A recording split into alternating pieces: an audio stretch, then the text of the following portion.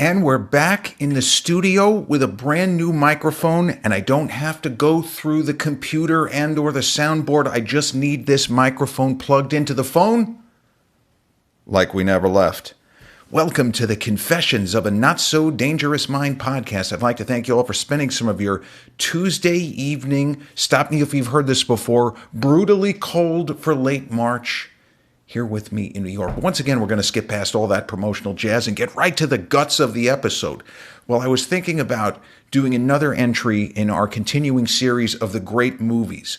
And since I have spent a lot of different episodes at various points joking around about the concepts of the government versus the government, so why not go back to where it all began? The first time I ever heard somebody refer to whether it was federal, whether it was state, whether it was local government. The first time I ever heard anyone refer to it as the government. Michael Rooker. What a great actor, by the way. Michael Rooker, fucking end boss.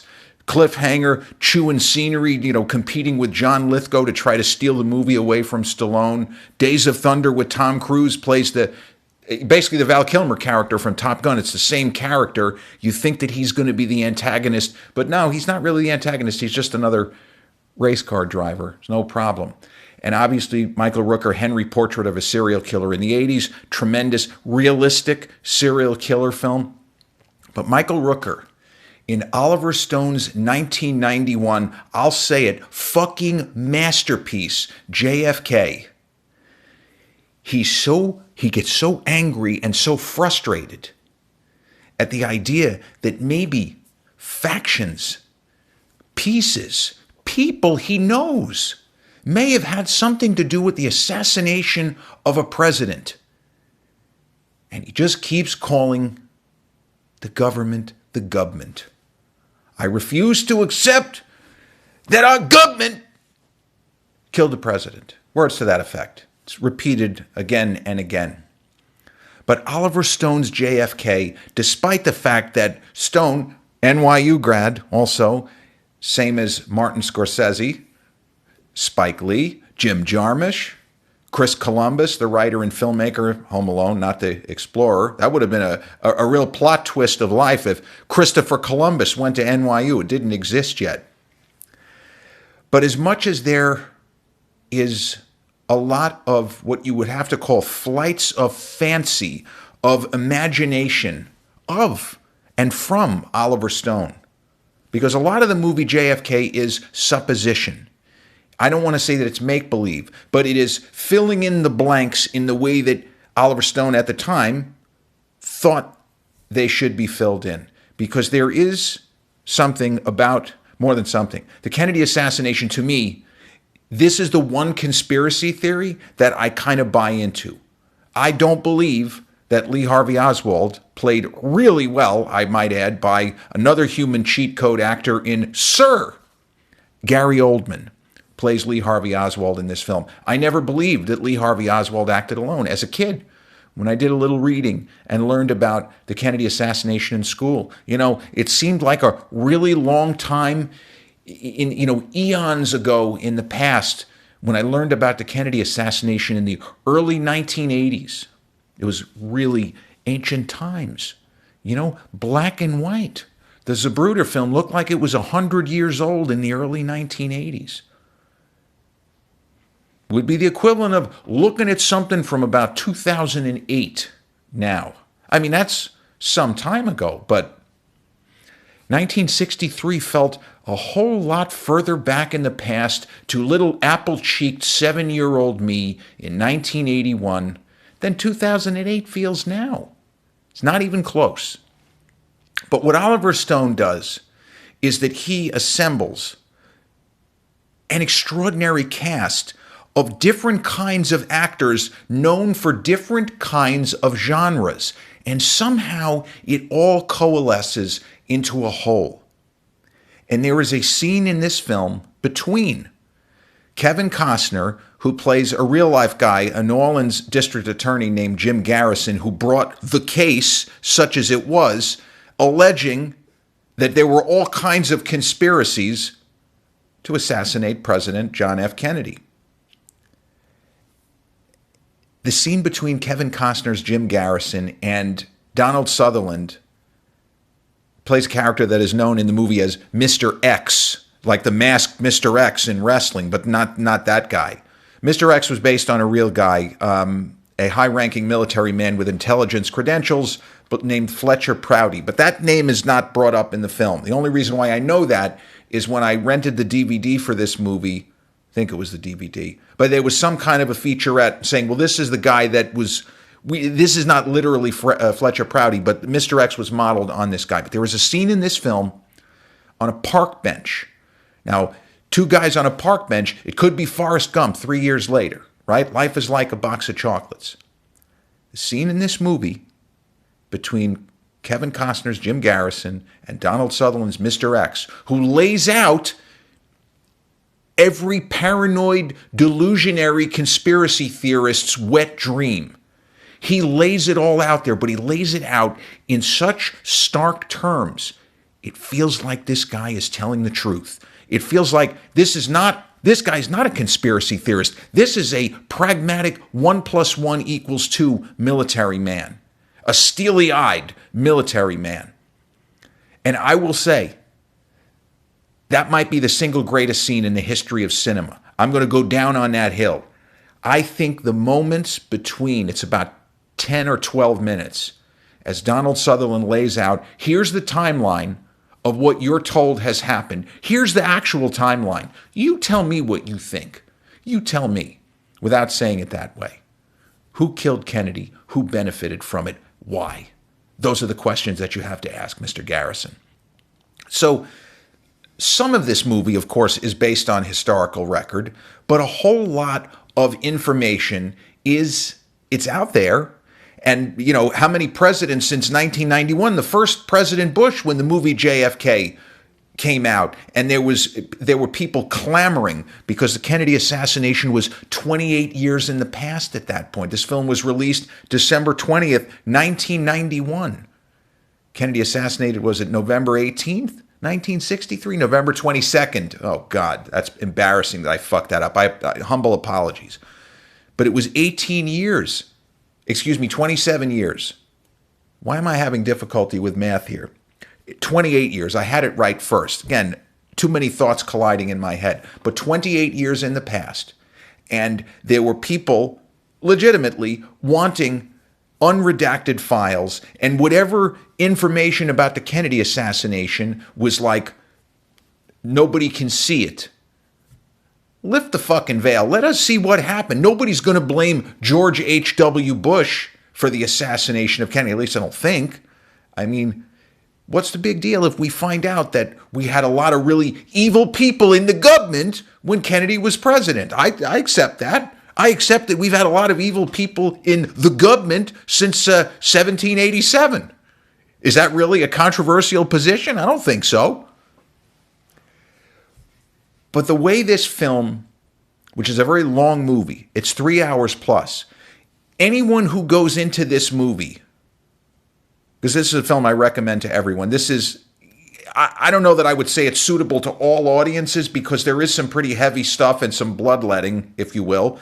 But this is a film that everyone should see, even if a lot of it is hullabaloo. A lot of it is Oliver Stone, as I say, filling in gaps and sometimes taking educated guesses, but other times not even going to dignify it by saying educated guesses. But it is thrilling and riveting cinema. And even if there were some very high-profile people who did not like this movie, I'll give you one name. Speaking of news and journalism, Walter Cronkite. Walter Cronkite, I believe, was a fan of Oliver Stone's Platoon. He liked the way that movie was shot and framed and the horror of war, but he did not like JFK. And I remember seeing him talk about it, and he said, yes, there's Hollywood glitz, and yes, this movie is very well made, but I didn't like it. He objected to all of the leaps of logic and all of the wild guesses as to who was responsible for the death of John F. Kennedy. Now, I don't really know if Walter Cronkite believed Lee Harvey Oswald acted alone. Did he ever say that on the air? He probably didn't have to, because Cronkite was not prone to editorializing. He simply read the news. This film, though, won 2 Oscars. in the year of Silence of the Lambs. And Oliver Stone actually won Best Director at the Golden Globes. So there were people, for them, this movie hit the masterpiece button. And I've argued 1991 was a really good year for movies. The fact that a stone cold, all-time great movie, regardless of genre, Terminator 2, was not nominated for Best Picture. Tom Cruise time, go fuck yourself. The fact that that wasn't nominated for Best Picture is an outrage. The fact that James Cameron didn't win Best Director, also outrageous. But 91 was the year of Silence of the Lambs. It was the year of Barry Levinson's Bugsy, which to me is a masterpiece and better than Silence of the Lambs. And Anthony Hopkins got Warren Beatty's Oscar. Sorry to say, it's true. Prince of Tides, great movie. Beauty and the Beast was a big one from that year. And Lawrence Kasdan's Grand Canyon, inexplicably no Best Picture nomination, because I guess a lot of critics just didn't get that movie. But enough people who saw JFK said, this is unlike anything we've ever seen. So it won the Oscar for cinematography, not surprising, and won the Oscar for Best Editing. And this is where you get into a little bit of goofy territory, because part of the Best Editing was all of these flights of fancy and all of these gaps that Oliver Stone just kind of cornered and did this and kind of, like that. But you think of the cast in this movie and some of the people who Oliver Stone picked, you have to ask yourself, how did he even think of this in the first place? How did he think of Jack Lemmon and Ed Asner in two pivotal roles, and they have a big kind of showdown scene early in the movie? How did they even think to do that? Why did Stone choose those? I don't know. Why did Oliver Stone tap John Candy to play a very serious role of a real guy named Dean Andrews, who sweats his way through a very painful lunch with Kevin Costner's Jim Garrison? Because Jim Garrison knows this guy, every word he's saying, he's full of shit. So listen, Mr. Andrews, either you're going to cooperate or there's going to be some problems. So you better start talking, pal. The way that John Candy keeps referring to Kevin Costner as Daddy-O. You getting me, Daddy-O? Really, really great. And certainly for people who are only fans of, OnlyFans, that's great. OnlyFans creators, no, who are fans only of John Candy's comedic work. This film gives a little bit of a window into what he would have been able to do if his health hadn't failed, if he had decided to try different things. As you look at Robin Williams, would people really have bet that Robin Williams was going to have a dramatic career, that he was going to win an Oscar in a dramatic role? Maybe some people, but I certainly wouldn't have thought of it. And then you look at Bill Murray, how well he's done in films when he moved away from comedy. Love the comedies, but Lost in Translation. And I know there are some fans of his 80s film Razor's Edge. That's a little bit different. Joe Pesci playing a real-life pilot who was anti-commie, quote unquote, and was somehow, they thought that he was involved with, well, he knew Lee Harvey Oswald, and there was an idea that he was involved in a conspiracy. Joe Pesci wearing one of the most absurd hairpieces of all time, and that's kind of the point. He is incredible in this movie. You think about Pesci, had just the previous year hit home runs in Goodfellas, Best Supporting Actor Oscar for films released in 1990, and then what he does in Home Alone. He's just amazing. I mean, Joe Pesci is one of the greatest living actors. He's phenomenal.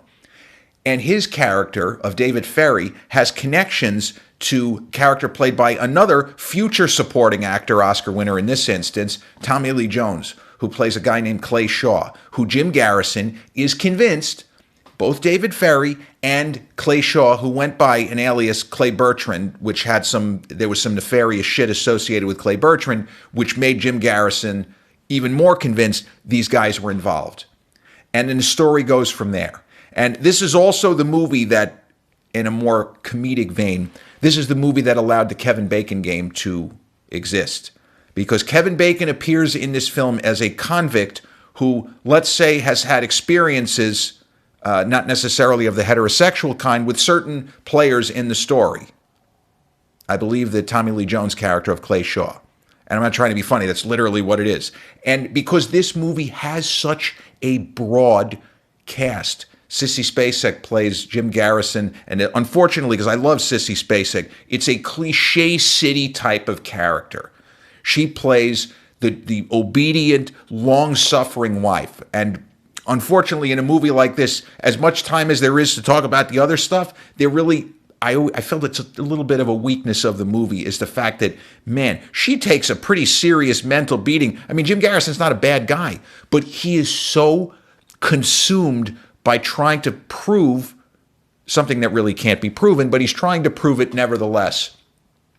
Her character kind of gets, it's not that she gets the short shrift, but she kind of gets walked over at various points in the story because he is so consumed by what he's trying to do. So a little bit of real history. The Supreme Court at the time that Jim Garrison brought this trial, this not really a trial, but yeah, trial, when he brought this case to try to prove all of these different conspiracies, because I don't think that he believed everything that he was saying. The movie posits that he did, but I don't know that the real Jim Garrison, I think he just was trying to throw as much shit against the wall as he could to see what would stick. But it was the Earl Warren Court. The Earl Warren Court was known as a highly conservative court, and also should point out the word conservative didn't mean exactly. It kind of did, but it's not the same as what it would represent now. But the Earl Warren Court is kind of notorious, but they did have moments that were surprising historically, because as much as this is how it was known, when Muhammad Ali's case came before the Supreme Court, they ruled 8-0 in his favor. So this is where I say that the words don't mean exactly the same, because there are certain situations now where we pretty much know who's going to vote where and why. But in that instance, it wasn't a question of political philosophy. It was a question of an injustice was done to this man. He's already paid horrendous price for standing up for his beliefs. We got a bunch of future presidents that actually dodged the draft, and this guy didn't do anything other than say, okay, I'm going to go to jail, let's go.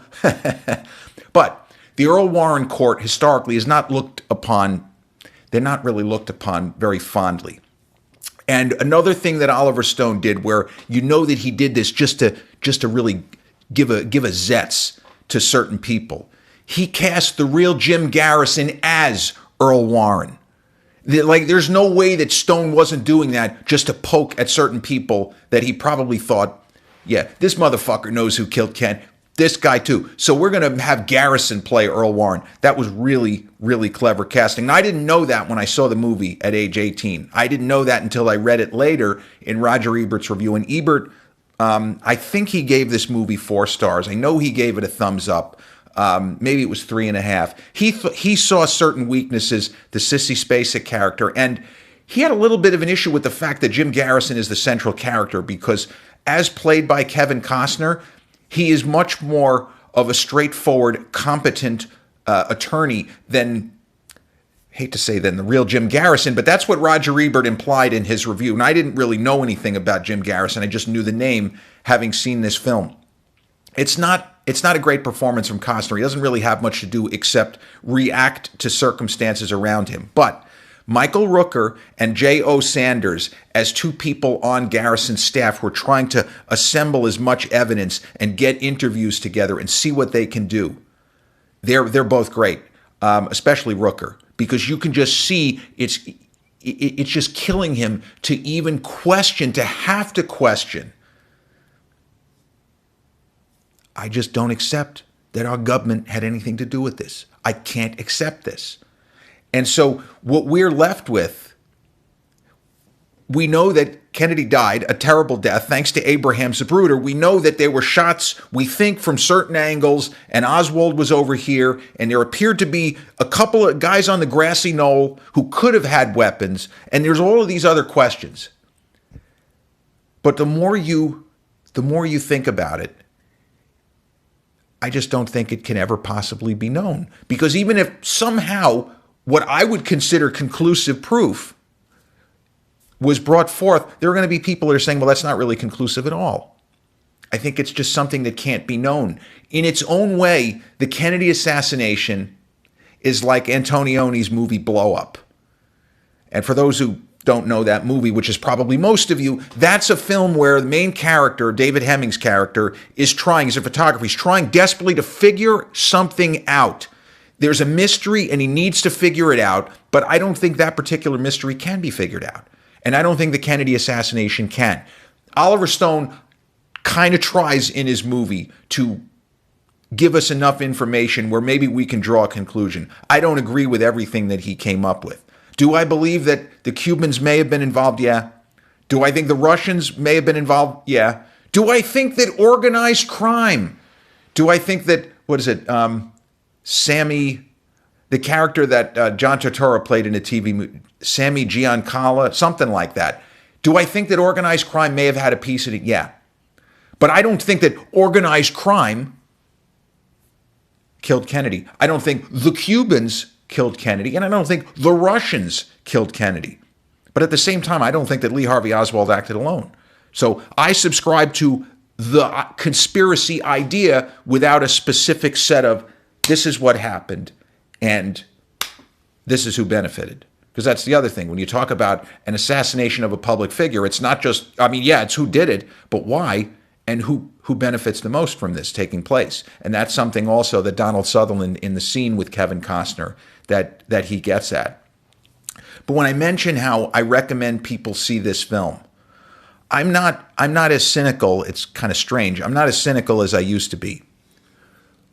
But I do believe that this is a movie to watch, especially for people who automatically believe what they're told. This film encourages you to think not so much outside the box, but it encourages you to form your own conclusions. Don't just accept whatever the company line is or whatever the government. It could be local. It could be somebody at the local level trying to sell you a bond issue because they say it's going to lower your taxes. And you say, okay, well, that sounds good. But then if you poked a little bit deeper, you would say, well, actually, that's not going to lower our taxes. Why did he even say that? Well, he said it because he wanted your vote. He's running for office. That's why he said it. Sometimes people are on the level, but sometimes they're not. Think for yourself. But I can vouch for the fact that a very important person in my life watched this movie with me for the first time that they had ever seen it.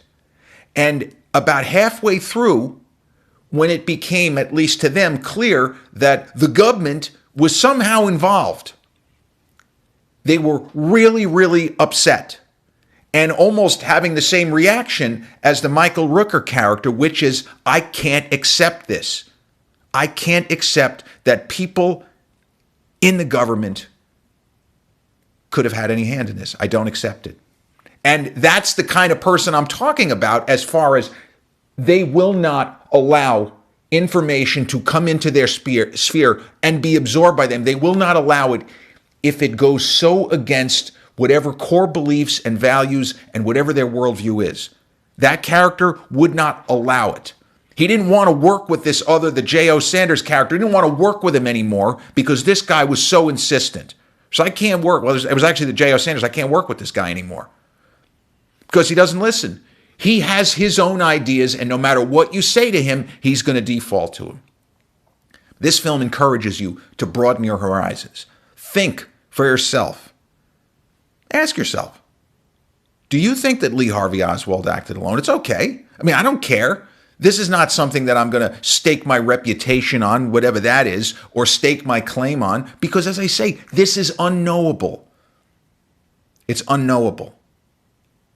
It will always be a mystery, because there have been books like the book, I think the name of the author was Gerald Posner, called Case Closed. And even the late, great Vincent Bugliosi, who was all over the airwaves in the 90s during the O.J. Simpson lunacy. But Vince Bugliosi was the guy who prosecuted Charles Manson when he was told, you can't prosecute Manson, he's going to walk. No, he's not. I'll get him. Bugliosi was convinced that Oswald acted alone. Well, I would trust Vince Bugliosi about a lot of things, but I don't think he got that right. And I don't think that the Case Closed book, it lays it out. It explains why Oswald or how Oswald could have acted alone. I don't know. I just don't think that he did. And this movie for sure does not think that Oswald did. He was, in fact, by his own words, he was just a patsy. And that is what Kevin Costner's Jim Garrison bases his entire process from beginning to end on. And the other thing that Costner does, probably the best part of his performance, is when he is showing moments from the Zapruder film to try to explain it couldn't have just been this one guy in the Texas Depository Building in Dallas. It couldn't have been him. Look at the angle of the shots. Look at the way the president is moving after getting hit. Back and to the left. Back and to the left. The reason why he keeps saying back and to the left, we see it, but where Lee Harvey Oswald allegedly was, his head could not have moved back and to the left. And the first time I watched it, I didn't understand why he kept repeating that. But the way that Costner starts to break down, the way he starts to become emotional, because he's been very stoic for huge chunks of this film. He was somebody who probably voted for Kennedy, but he respected the office of the presidency just as much. At least that's what I got out of it. And the fact that the president was killed hurts. And no matter what happens with the trial, still lost a president under very suspicious circumstances at best. And I just think it's an incredible film. Despite the weaknesses that I've outlined, this is a movie that every film fan must see, because Stone's work here, his direction, is, you just can't do it any better. The way that he weaves the story, a tapestry, almost like an epic novel, where it moves back and forth through time and different characters kind of come in and out of the story. But it gathers momentum like a thriller. And when you get to the final courtroom summation and showdown, back and to the left, back and to the left. It's pure cinema. It's just so gorgeously shot and magnificently edited, and the music, amazing.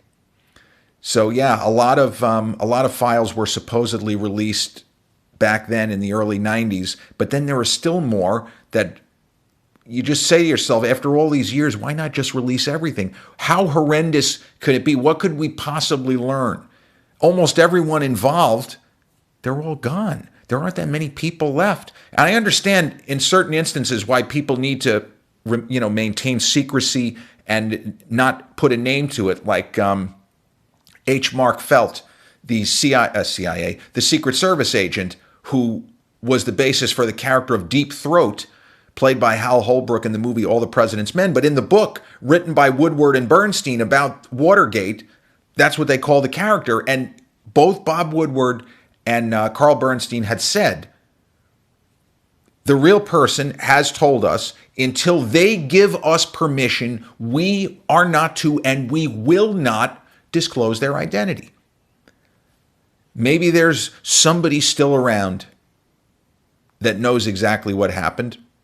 I don't think so. I just think that the JFK assassination is something that we're supposed to talk about, we're supposed to learn about, and we're just never going to know. We're never supposed to know. And that's my takeaway from Oliver Stone's film. I give the movie a 9.5 out of 10. The way the Sissy Spacek character is handled will take half a point off. And the fact that Costner doesn't really have that much to do, even though he's in almost every scene, it's a very workmanlike performance. And he gave some really good performances in the 90s. 2 years later with Clint in A Perfect World, one of the best performances of his career for sure. But Oliver Stone's 1991 JFK, there is a director's cut, which is a little bit longer, but the theatrical version is just incredible. You don't have to seek out the director's cut. This isn't like a Blade Runner situation. Whoa, it's a totally different movie, even though it isn't. It's just, different interpretations that people can form. But Oliver Stone's JFK from 1991, the newest entry in our continuing series of the great movies. I'll spare you the exaggerated wrap-up. I hope you like the fact that I'm back in the office and I have this really kind of adorable little Shure microphone, and I have a longer cable. That's how I'm able to do this without running it through the computer and the sound mixer. So on this very chilly Tuesday night, I hope you enjoy the rest of your evening, and I will see you all again real soon. Peace.